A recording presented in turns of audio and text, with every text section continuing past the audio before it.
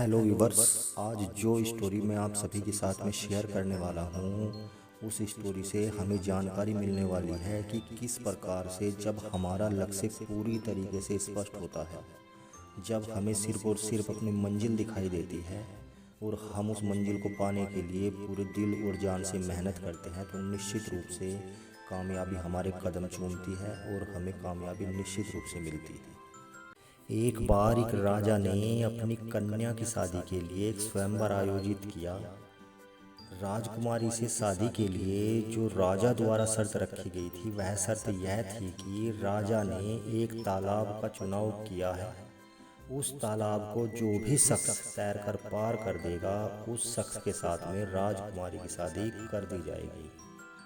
राजकुमारी के स्वयंवर के अंदर जितने भी शख्स आए हुए थे, उनमें से कुछ शख्स एक एक करके तालाब के पास जाते हैं और तालाब को देखकर वापस आ जाते हैं। उन्हीं में एक सरदार जी भी थे जो कि यह प्रक्रिया देख रहे थे कि जितने भी शख्स राजकुमारी के स्वयंवर के अंदर आए हैं, वो सभी तालाब के पास तो गए हैं और तालाब को उन्होंने देखा भी है, लेकिन वो वापसी आ जाते हैं, तालाब के अंदर तैरने की कोशिश नहीं कर रहे।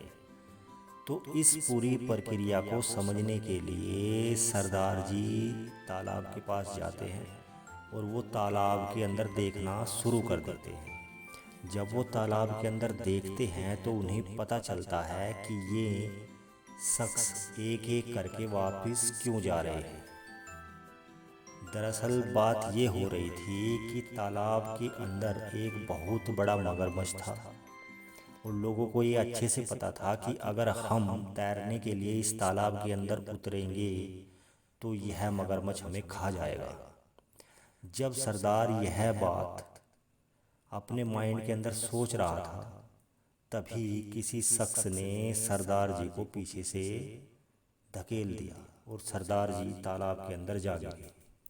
अब सरदार जी जब तालाब के अंदर जा गिरे तो सरदार जी के पीछे मगरमच्छ दौड़ पड़ा और सरदार जी अपनी जान बचाने के लिए हाथ पैर पूरी दिलो जान से जो है चलाने लग गए और पूरी मेहनत करने के बाद उन्होंने अपनी जान बचाने के लिए तैरना शुरू कर दिया।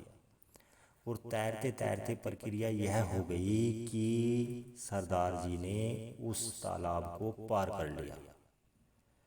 तो सरदार जी जब बाहर आए तो सभी जितने भी शख्स वहाँ पर थे, सभी ने उन्हें जो है कंधे पर उठा लिया और सभी उन्हें जो है बधाई देने लग गए कि बधाई हो, आपकी शादी जो है राजकुमारी के साथ में होने वाली है और आप राजा के दामाद बन चुके हो। सरदार जी ने सभी को कहा कि आप मुझे नीचे उतारिए और सबसे पहले आप मुझे उस शख्स का नाम बताइए जिसने मुझे धक्का दिया था। प्रकार से सरदार की शादी राजकुमारी के साथ में कर दी जाती है और सरदार जो है राजा का दामाद बन जाता है। तो व्यूअर्स, इस स्टोरी के माध्यम से आप सभी ने जाना कि किस प्रकार से जब हमारा लक्ष्य पूरी तरीके से स्पष्ट होता है तो हम निश्चित रूप से अपनी मंजिल को पा लेते हैं। सरदार का लक्ष्य पूरी तरीके से स्पष्ट था, जो कि केवल और केवल मगरमच्छ से अपनी जान को बचाना था। उसी मुसीबत की वजह से सरदार ने अपनी पूरी काबिलियत का उपयोग किया और सरदार जो है उस तालाब को तैरकर पार कर पाया। तो व्यूअर्स, मुसीबत अगर हमारे सामने लाइफ में आ रही है तो वो कहीं ना कहीं चाह रही है कि आप अपनी पूरी काबिलियत का इस्तेमाल करें। ऊपर वाले ने जो एबिलिटी, जो योग्यता आपको दी है, उस योग्यता का आप भरपूर इस्तेमाल करें ताकि आप और बेहतर इंसान बन पाए। तो व्यूअर्स, दोबारा मिलते हैं आपसे एक नई स्टोरी के साथ में, एक नई एनर्जी के साथ में। तब तक आप सभी अपना ख्याल रखें, स्वस्थ रहें और मस्त रहें।